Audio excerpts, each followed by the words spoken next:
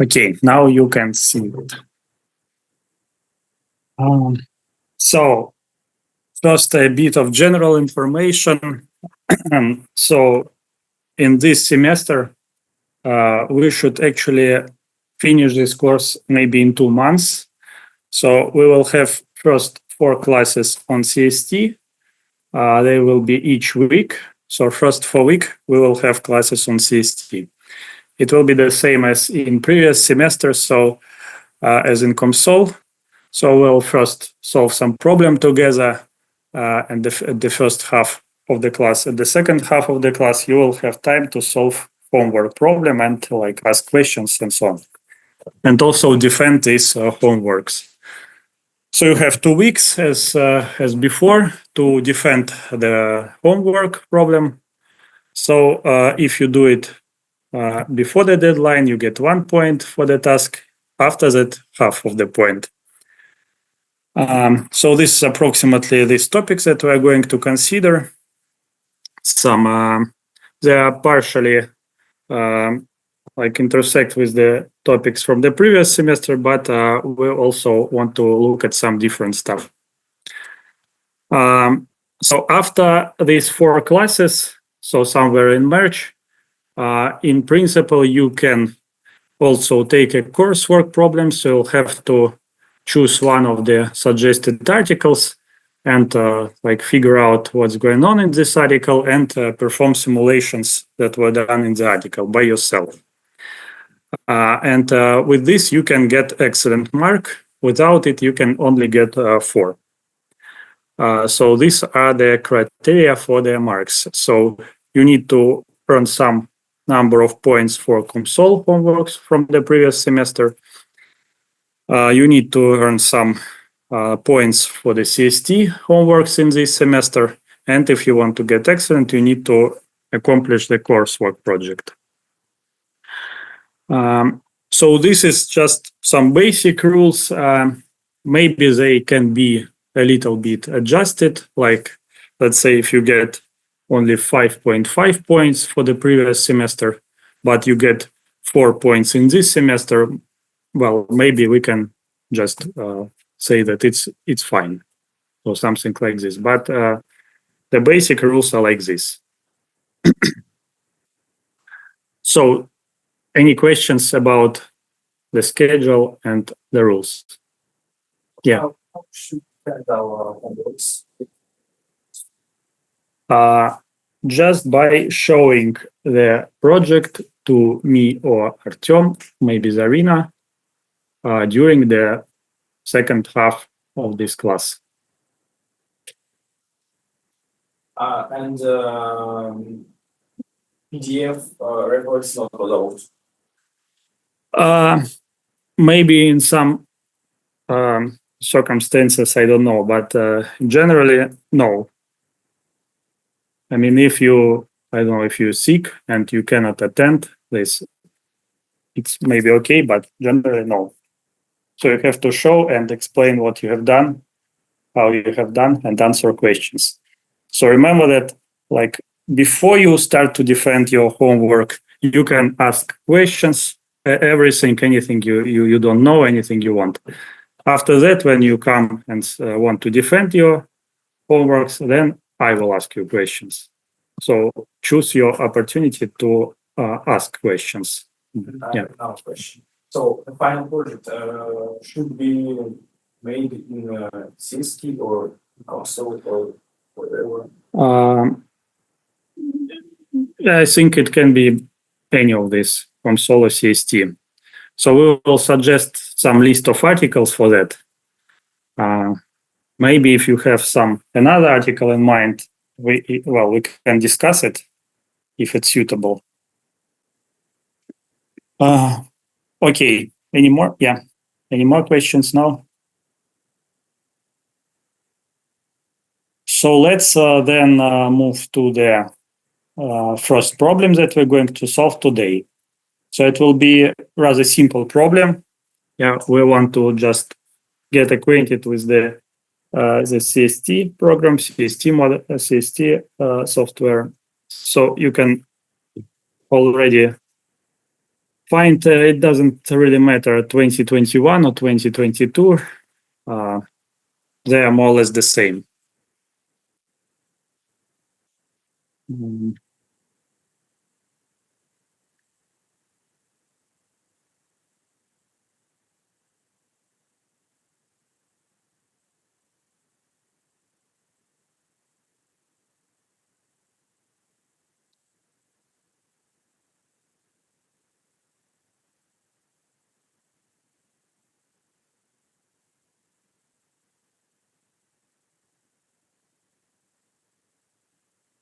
Let me do the Zoom.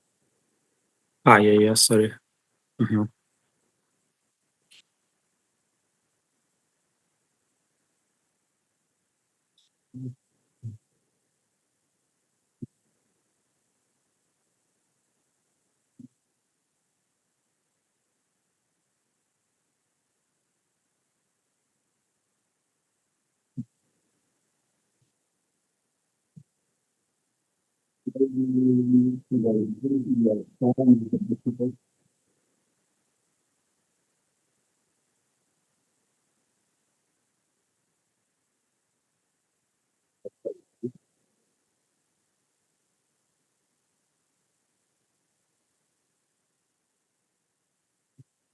Okay, before we rush into modeling and all this stuff, so remember that all this cst and especially console, even they're kind of universal software. They allow you to solve different kind of problems, very different. And in console, you can use other physics and stuff.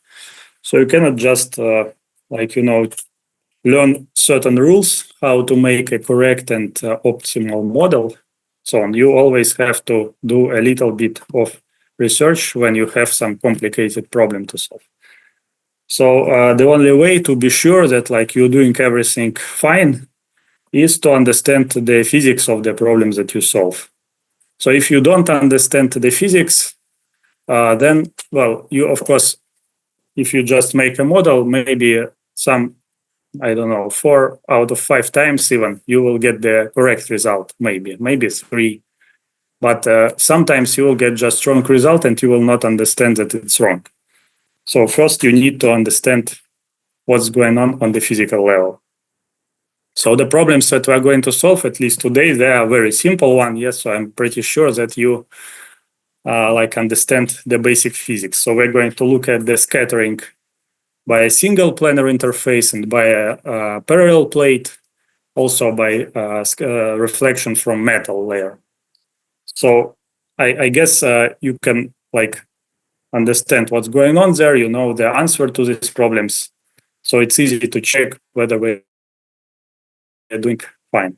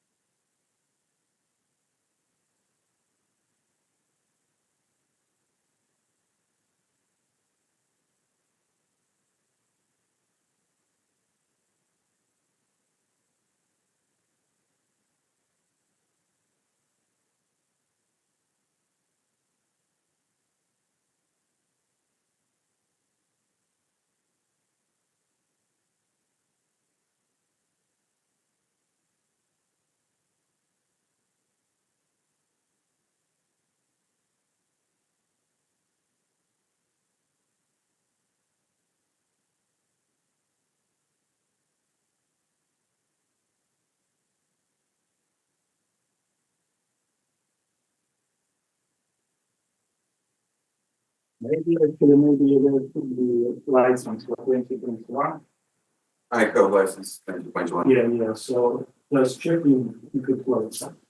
You don't Oh, you don't really need 2022, just check that the license works.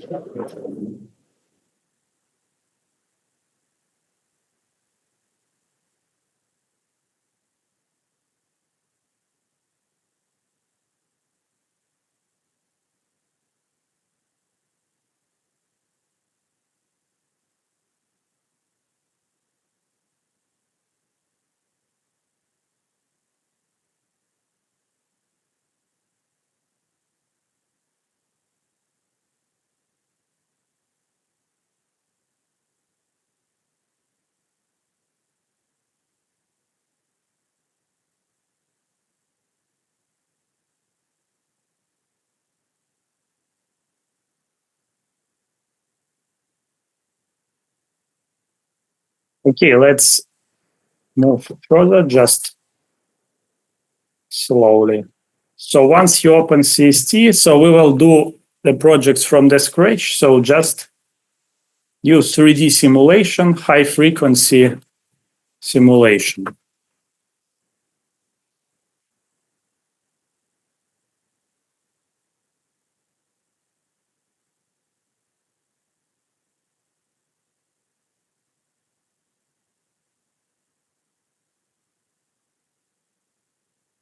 Okay, it's pretty different from console. Once you have chosen high frequency, it's kind of the same that like in console, you need to add physics. Here you added physics by choosing high frequency model. So all the parameters that you need to set here, all the settings, all the geometry, materials, and so on, they are all listed on the left in these folders. And there are three main tabs to set up the model: this home, modeling, and simulation. So we need to adjust a few settings in these three tabs, and that's it. So let's see what kind of, sorry, just a second.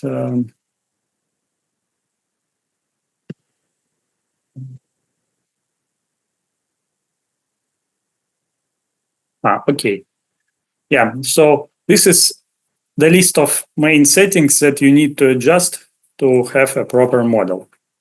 So we'll start step by step. So first, let's look at the first three settings. They are rather simple ones. So in cst, you need to define units from the start. So all parameters, so in console, when you type like parameter, I don't know, d equal to 100, you need to specify like nanometers or meters and so on. Here you just type d equal to 100, and if it's a thickness of some layer, then cst will use the global units. So you can define it in the home tab, this first button. Units.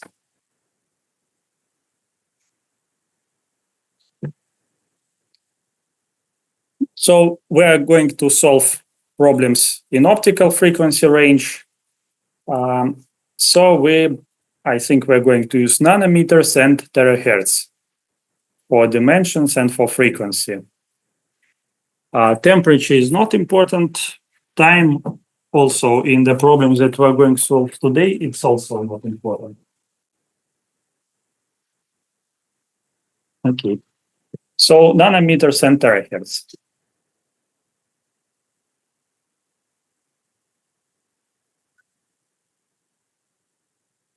The second parameters type of solver, this is of course very important one.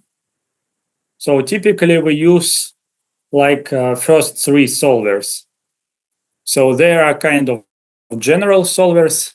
So there are three other, but well, sometimes you can use one of these other solvers for certain specific problems, but they are not like universal ones. And the first three solvers, they are universal ones. So you can solve basically any problem with these three. So eigenmode solvers you can understand from the title that it's solves eigenmode problems. So it finds eigenfrequencies and eigenmodes. And the first two, time domain, frequency domain, these solvers solve problems with excitation. So in our problem, we consider scattering of a plane wave. So we have a source, plane wave. So we're going to use one of these two. Now, which one of these you should use, it depends always. Depends on the problem. So time domain solve problem in time. So that means after it's solved, you can take a Fourier transform and get solution in frequency domain.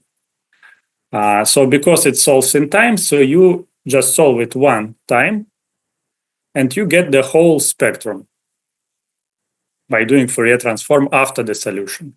So you just need to solve the problem once. when you solve in frequency domain and you want to get like some broadband spectrum, you need to solve the problem many, many times.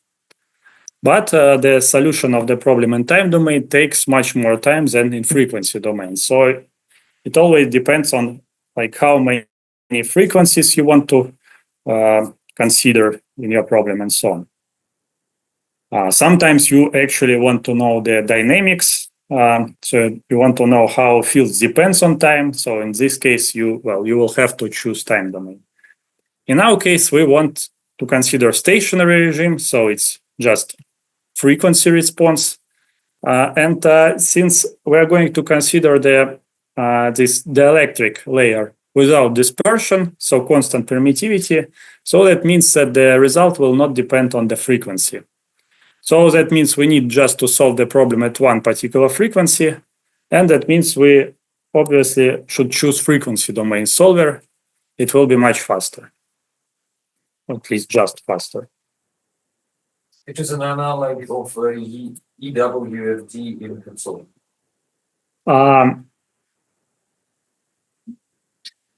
Electromagnetic waves frequency domain. Yeah. But it's a different. No. Yeah. It's the same method, actually. We choose frequency because we only should consider one kind of frequency, so we choose So we only need to solve the problem at one particular frequency.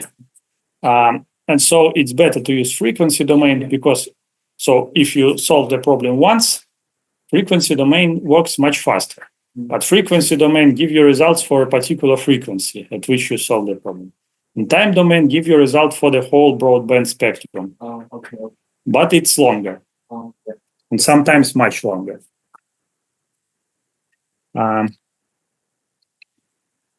So the third parameter, frequency range. So in CST, you need to define the global frequency range. For that, go to modeling tab and simulation tab and choose frequency here.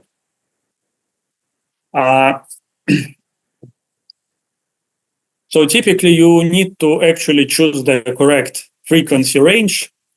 So for now, let's say we're going to work at 300 terahertz. So we need to choose some frequency range which contains 300 terahertz frequency. We can take, for instance, this frequency range, let's say maximal frequency, 3000 terahertz. Yeah, it's it's possible. The problem is that that by default, when a program builds mesh, the size of the mesh cell depends on the minimal wavelengths. Minimal wavelengths, it's the maximal frequency. So if you choose, for instance, 3000 terahertz, that means that the wavelength is equal to just 100 nanometers.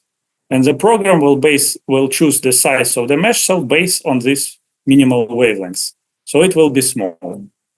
And if it will be small, the number of mesh cells will be large, the calculations will take more time. So you need to choose a frequency range which is close to actually what you need. So since here we only need one frequency, we can choose something like from 300 to 301, for instance. So if we choose, I don't know, from 300 to 310, that will be that won't be a problem, of course. But if you choose much higher, like 3000, this could be a problem.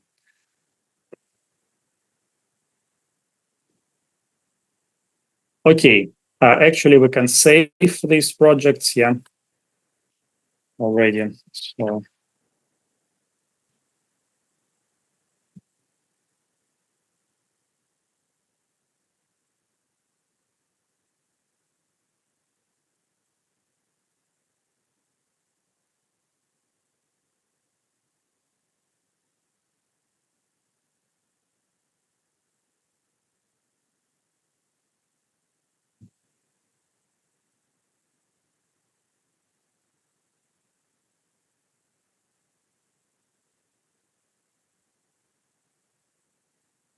Yeah, also you can check once you save it. So in console, you have just a single file that contains the model and the results. In cst, you have this file with extension cst, which contains the model. So all settings are there, and it's very, so just like 17 kilobytes, very small file. And also the folder which contains the results, basically. So once you solve the problem, this folder can weight like gigabytes. But this model file will be very small. Okay. So these first three settings. Now let's go further. So yeah, before doing that, let's look how the model actually looks like in cst. So in console, you have different options. It's much better in this sense. So you can have 2D models, plane models, 2D actual symmetric models, 3D, even 1D, and so on. Here you have only 3D option. And moreover, this geometry of the model, it's always fixed, like the calculation domain is fixed. It's this rectangular parallelepiped. So you can change the dimensions of this parallelepiped, but it's always be rectangular parallelepiped. So you create certain objects with certain material parameters inside it. Then you can cover these objects by another rectangular parallelepiped. Yeah, and the distance between these boundaries, this is called background distance. So we have this setting here, background properties. So this is background distance. Yeah, so that's what you need to know when you build a model. So we are going to consider this very simple geometry. So we have two semi-infinite half spaces. So how do we do this? So it's similar to what we've done in console. Remember that in transverse directions, it's homogeneous. Yeah. So that means we need to somehow, well, we're going to consider finite size model. So we want to apply certain boundary conditions that will make this model effectively infinite. So do you remember how we can do this in transverse directions? So which boundary conditions we can apply in transverse directions?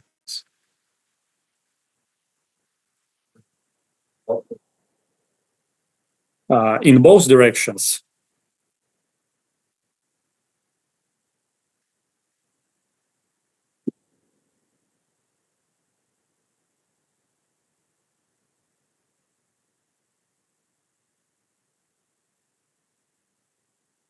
Yeah, so you need to understand what will the solution look like. Well, then you will have idea how to build this model in whatever console, CST, or other programs. So once you know that the structure is homogeneous in transverse directions, or well, in any particular direction, it's homogeneous. Then you know that the component of the wave vector in this direction is conserved. Yes. So if we are considering plane waves that propagates at normal, the component of the wave vector in transverse direction is equal to what? In transverse direction.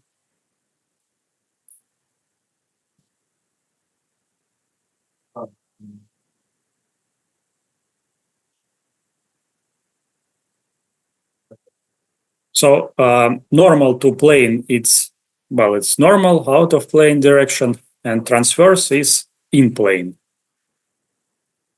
So if k is k vector points along the normal, yeah, that means the transverse components are zero, right? Yes. Yeah, zero. And they're zero everywhere. What does this mean? So the field distribution depends on transverse. On transverse is coordinates like exponent to the power of I kxx, yeah, and exponent I kyy. So if kx and ky equal to 0, the field is homogeneous. Yeah. So once you know that, you can then think about which boundary conditions satisfy this solution. So for normal incidence, there are options. If you know that electric field points to the right, let's say it will be x direction, then in the x direction, you can put actually perfect electric boundary condition. Why? Because perfect electric boundary condition means what?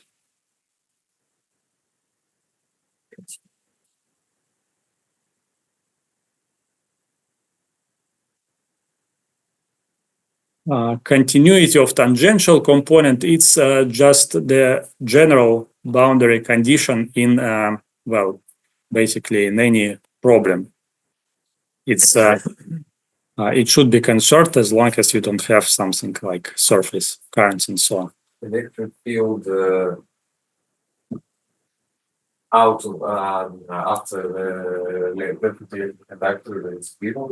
It's zero inside, but not total, like not electric field, but tangential components. So you can have normal components, yeah. But tangential components should be zero. So, yeah, because there are currents in this perfect electric conductor, and they flow without, so the conductivity is infinite. You can have normal boundary, normal electric field. So, since you know that electric field points to the x direction and it's homogeneous, so it's the same everywhere, it means you can simply put here perfect electric boundary, and that's it. You still have only normal electric field. And likewise, if you rotate this by 90 degrees, so if you look at y direction, now you do have a tangential component of electric field because it points in x direction, but now magnetic field points like inside the screen, so in y direction. And that means that we can put magnetic boundary condition, perfect magnetic conductor in y direction in the same manner. So this is one way how to do this, but it works only for the normal incidence. Yeah, because once you have oblique incidence, electric field points like this, for instance, then you always have tangential component of electric field. So you cannot just put perfect electric conductor there. So it's very specific case. So in general case, how do you do this in general case? You can use periodic boundary conditions. Yeah, because dependence on the coordinates e to the power of I, k, x, it's exactly periodic boundary condition. And so the only thing that changes in x and in y direction is phase. So the general way to solve this is to use periodic boundary conditions. And for normal incidence, we would simply say that the phase difference is zero in both directions. This will correspond to the zero transverse wave vector, transverse components of the wave vector. So, yeah, I think we're going to use these periodic boundary conditions because after, well, for the homework, you are going to check oblique incidence, so it's better to have periodic boundary conditions right away. So this is for transverse directions. Yeah, like here. For normal direction, yeah, so we call it Z direction here. What do we have? We have two semi-infinite layers. On the top, we have vacuum. On the bottom, we have the electric with epsilon equal to 4. So how we make them effectively infinite?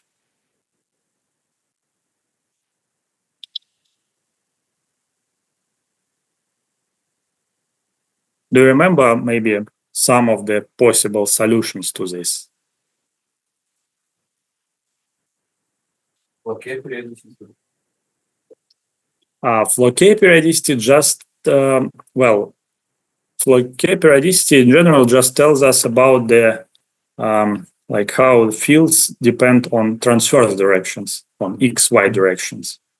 Well, okay. I mean, sorry. I mean, in CST it works like this.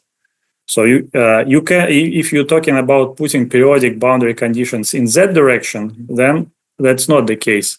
I mean, it will be infinite, but it won't be the two semi-infinite layers. You will make a layered structure composed of just like photonic crystal structure. But that's not what we want. We want two semi-infinite layers. Remember that in order to layer be effectively semi-infinite, the wave that impinges on the boundary should be absorbed. It shouldn't be reflected. Yeah. If reflection is zero, that means that effectively this wave just goes to infinity. So effectively it becomes infinite. So how we absorb these waves? Typically we use either some PML or absorbing boundary condition, scattering boundary condition, or we can use ports. Ports sometimes is better if you know that you can really use them in this particular problem. PML is something universal which will absorb everything. In this particular problem, it's simple. So we have just plane wave, and we know that it's in the electric layer, it's a plane wave. In vacuum layer, it's also a plane wave. So we can simply use ports. And in CST, there is specific ports, Floquet ports, which can be used with periodic boundary conditions in transverse directions. So we'll look into this in a moment. So this is how a model will look like. So just we have two areas, two regions. One, so they are both rectangular parallelepipeds. They have the same dimensions in x, y directions, and well, potentially they can have different thicknesses, so their dimensions in z direction. So on the top, we will put some Floquet ports, and on the transverse boundaries, we will put periodic boundary conditions.